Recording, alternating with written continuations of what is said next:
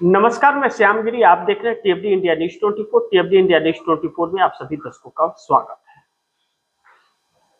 बड़ी महत्वपूर्ण है कि पश्चिम बंगाल बहुत से नेताओं को आईना दिखा रहा है। मोदी को भी दिखा रहा है, अमित शाह को भी दिखा रहा है, लेकिन ममता बनर्जी को भी दिखा रहा है। इंडिया गठबंधन और एनडीए गठबंधन, दो गठबंधन इस देश के अंदर। इंडिया गठबंधन एनडीए का विकल्प के तौर पर बना था, जो भारतीय जनता पार्टी के नेतृत्व में एनडीए है। यह हर कोई जानता है कि एनडीए गठबंधन दिखावा का है। सरकार भाजपा की और मोदी की है, मोदी किसी की सुनते हैं नहीं।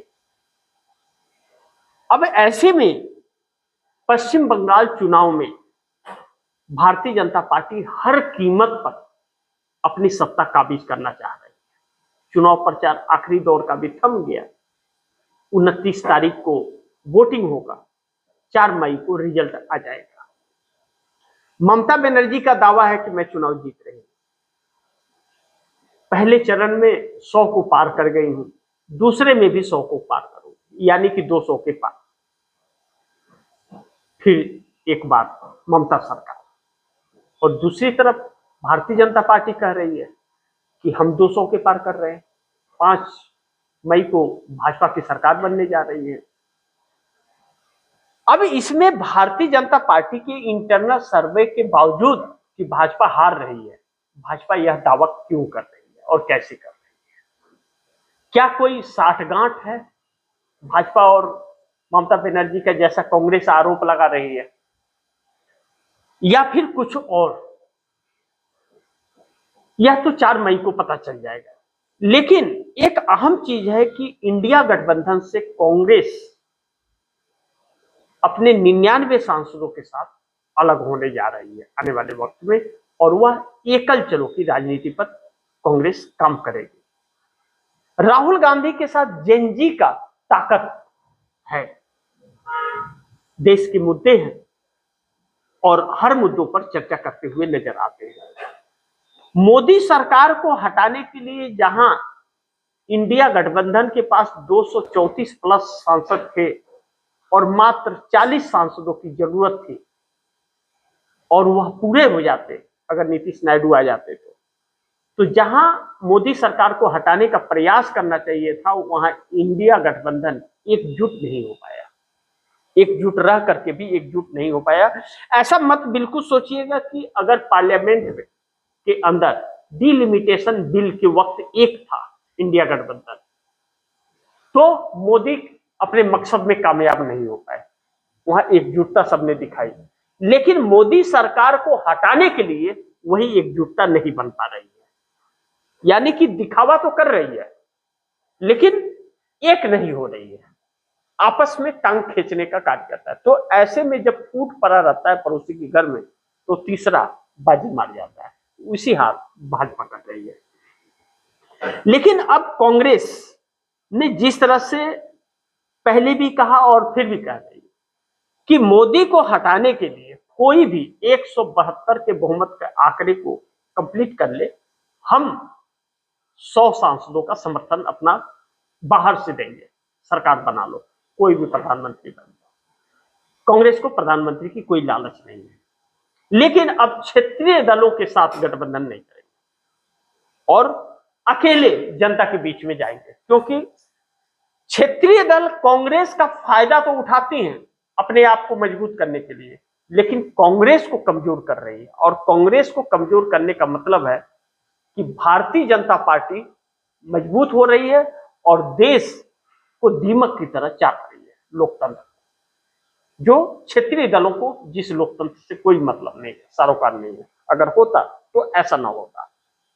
तो इंडिया गठबंधन के अंदर एकजुटता की कमी नजर आ रही है। अब सवाल यह उठता है कि ममता बनर्जी ने यह बयान दिया कि अगर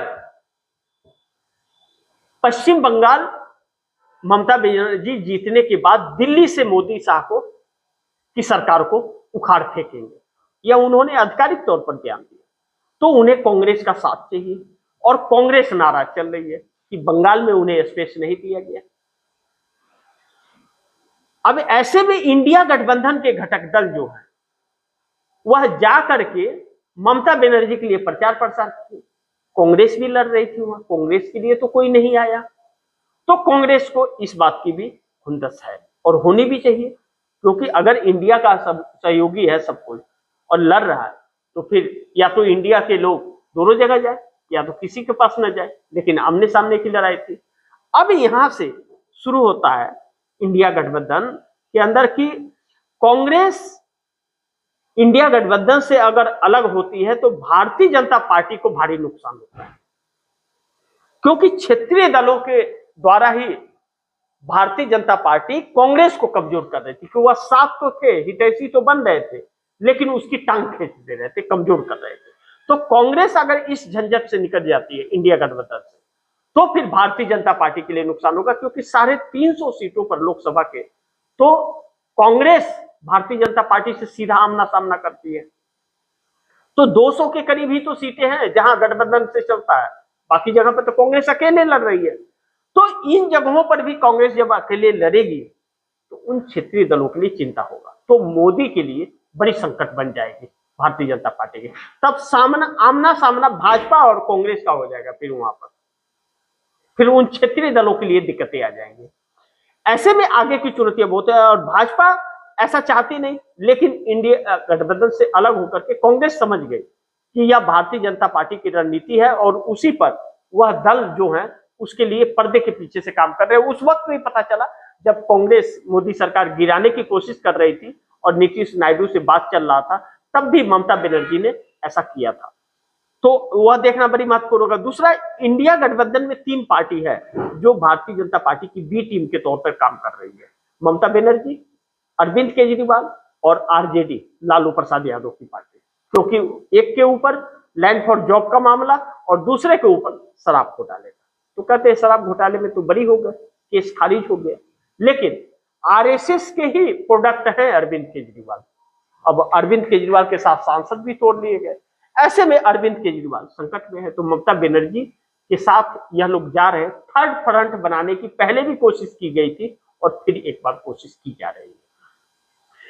अब ऐसे में इंडिया गठबंधन के अंदर टकराव है, लेकिन यह टकराव क्या आपस में बैठ करके लोग सुलझा लेंगे? लीडर ऑफ अपोजिशन के नेता राहुल गांधी है, तो अगर इंडिया गठबंधन लीडर ऑफ अपोजिशन मानने से इनकार करता है तो भी लीडर ऑफ अपोजिशन इंडिया गठबंधन नहीं बना पाएगा, राहुल गांधी ही रहेंगे, क्योंकि कांग्रेस के पास ही उतनी सीटें हैं जो लीडर ऑफ अपोजिशन बन सकता है। कांग्रेस के ही लीडर ऑफ अपोजिशन होंगे। ममता और अखिलेश के अंदर साहस और हिम्मत नहीं है बना पाने का, क्योंकि उनके पास उतनी न सीटें हैं और न कभी होंगे, ना है न कभी होंगे, ये भी चीजें हैं, दोनों चीजें हैं। अब ऐसे में देखना महत्वपूर्ण होगा कि इंडिया गठबंधन जुटता है कि नहीं, लेकिन यह तकरार नरेंद्र मोदी को मजबूत करता है। लेकिन ऐसे में जब ममता बनर्जी के ऊपर आया तो ममता बनर्जी कंप्रोमाइज कर लेंगे, अखिलेश यादव के ऊपर आया तो अखिलेश यादव तो न इधर के न उधर के, कहीं के नहीं रह जाएंगे। भाजपा की उत्तर प्रदेश में सरकार है, 27 में चुनाव है और भाजपा अखिलेश यादव को स्पेस देगी नहीं, तो ममता आकर के समाजवादी पार्टी की सरकार बनवा देगी क्या? अरविंद केजरीवाल जाकर के बनवा देंगे क्या? तेजस्वी यादव बनवा देंगे? नहीं। जब भी समाजवादी पार्टी की सरकार बनेगी अखिलेश यादव की, तो कांग्रेस की मदद से ही बन पाएगी, अन्यथा अखिलेश यादव अकेले चुनौती नहीं दे पाएंगे। जो वोट है वह भी वोट कट जाएंगे। तो अखिलेश यादव ने अगर कांग्रेस के साथ सही से समझौता नहीं किया तो कांग्रेस फिर अकेले उत्तर प्रदेश में भी चुनाव लड़ सकती है, जैसे बंगाल में लड़ रही है। कांग्रेस के पास पश्चिम बंगाल में कोई भी सीट नहीं थी, 0 था। एक भी ना आए कोई फर्क नहीं पड़ता, लेकिन एक भी सीट आ गई तो वह कांग्रेस की जीत मानी जाएगी कि कांग्रेस का जनाधार तो बना। पाने के लिए पूरा बंगाल है, खोने के लिए कुछ नहीं है। खोने के लिए ममता के पास है और भाजपा के पास है। ऐसे में अखिलेश यादव के लिए भी चुने, तो अखिलेश यादव अगर ममता के राय से चलते हैं तो अखिलेश यादव पाने वाला सत्ता भी खो देंगे, और इस बार अगर सत्ता गई तो अखिलेश यादव की पार्टी लुप्त होनी शुरू हो जाएगी, टूटनी शुरू हो जाएगी।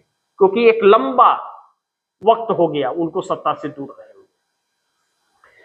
ऐसे में इंडिया गठबंधन के अंदर भी टकराव, लेकिन टकराव एनडीए गठबंधन के अंदर भी है। एनडीए गठबंधन के अंदर नीतीश, नायडू, एकनाथ शिंदे, यह तीन चेहरे हैं जो हमेशा एनडीए के अंदर इन्हीं पर चर्चा होती है और इन्हीं पर चर्चा खत्म हो जाती है, क्योंकि बाकी की कोई हैसियत नहीं है। तो नीतीश कुमार ने एकल चलो अपना लिया है, बिहार में सीएम की कुर्सी सौंप दी है भाजपा को और खुद अपनी पार्टी को मजबूत करने के लिए निकल पड़े हैं और ऐलान कर दिया है कि 2030 में जेडीयू की सरकार बनेगी। अपने बेटे को तैयार कर रहे हैं। लेकिन चंद्रबाबू नायडू तो बुरी तरह से फंस गए। चंद्रबाबु नायडू अपने बेटे को सीएम बनाना चाहते हैं और वह बना सकते हैं, क्योंकि 2/3 बहुमत से चंद्रबाबु नायडू की है सरकार, तो वह अपने बेटे को बना सकते हैं। लेकिन क्या आने वाला चुनाव जीत पाएंगे नरेंद्र मोदी के साथ रह करके? नरेंद्र मोदी ने इस देश को जिस हालात पर पहुंचा दिया है, बहुत बड़ा सवाल है। एकनाथ शिंदे, उनके पास भाजपा के साथ अलावा कोई रास्ता नहीं है, तो एक कोने में पड़े हुए हैं। कभी कभी अपना गर्म मूड दिखाते हैं, कभी कभी शांत हो जाते हैं, भीगी बिल्ली बन जाते हैं। पिटाई भी उनके लोग खाते हैं, फिर भी चुप हो जाते हैं एक कोने। मतलब कोई सम्मान की बात नहीं है, सम्मान गया तेल लेने, बस सत्ता के साथ बने रहो नहीं तो खत्म हो जाओगे। लेकिन इसमें दो व्यक्ति, नीतीश और नायडू, नीतीश मजबूर है कि उनके लोग भाजपा के साथ हैं, लेकिन चंद्रबाबू नायडू इसमें इकलौते हैं जो जिनके पास 16 सांसद है। वह भाजपा का छोड़ भी देंगे तो 16 सांसद उनके साथ रहेंगे और वह 16 सांसद बहुत कुछ गुल खिला सकते हैं। तो यह बड़ी महत्वपूर्ण है। टकराव इंडिया में भी है, लेकिन अब हम उन मेन मुद्दों पर आए कि आपको इंडिया की भी बात बता दी, एनडीए की भी, कांग्रेस के 99 सांसदों की ताकत राहुल गांधी के साथ यह भी बता दिए, क्या चल रहा है यह भी बता दिए। लेकिन अब दर्शक यह सोचिए,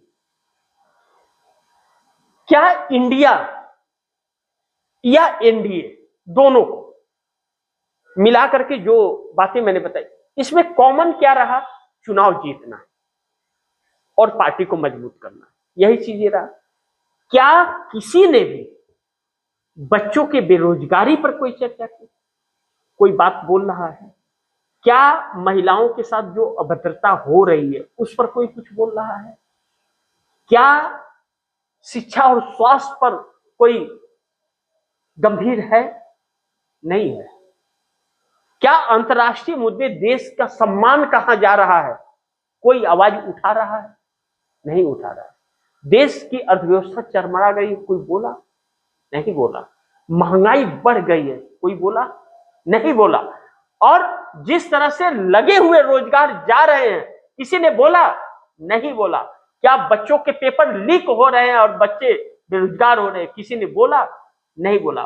15 लाख में पेपर बिक रहा है बच्चों का, किसी ने बोला? नहीं बोला। क्या किसी ने यह बोला कि काला धन लाने के लिए जो मोदी ने कहा था, वह काला धन कहां गया? वह काला धन 4 गुना बढ़ गया, क्योंकि सब काले हो गए, तो 4 गुना बढ़ गया।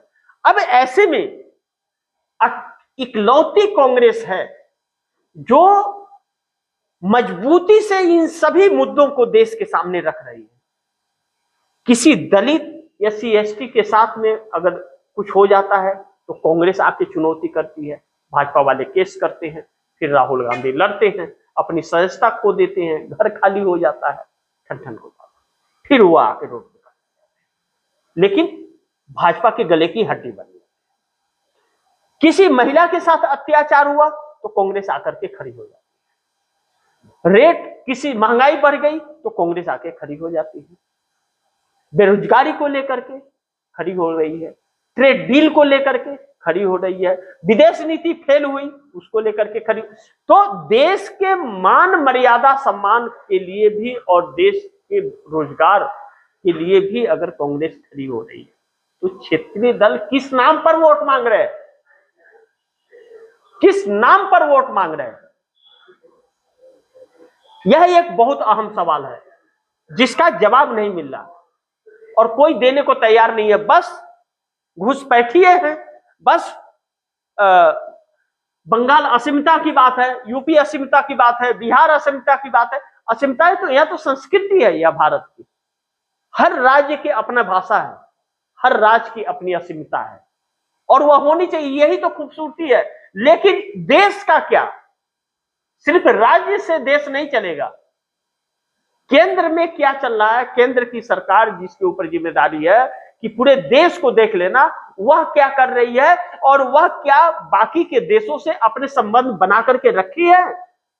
हमारे पड़ोसी देश नेपाल से रिश्ते हमारे सही नहीं है, भूटान से हमारे सही है नहीं, बांग्लादेश से सही नहीं है, श्रीलंका से सही नहीं है, तो आपके रिश्ते तो किसी से सही नहीं है। ईरान और रशिया को आपने अलग कर दिया, अपना दुश्मन बना लिया, जो पुराने दोस्त थे, आपके दुख मुसीबत में खड़े हो रहे। तो इसको लेकर के कोई क्षेत्रीय दल खड़ा हो रहा है, लेकिन कोई 5 सांसद, कोई 10 सांसद, कोई 15 सांसद लोगों के क्षेत्रीय दलों के हैं, लेकिन यह इस पर कौन बोलेगा। और इन्हीं सांसदों की मदद से तो केंद्र में सरकार बनती है।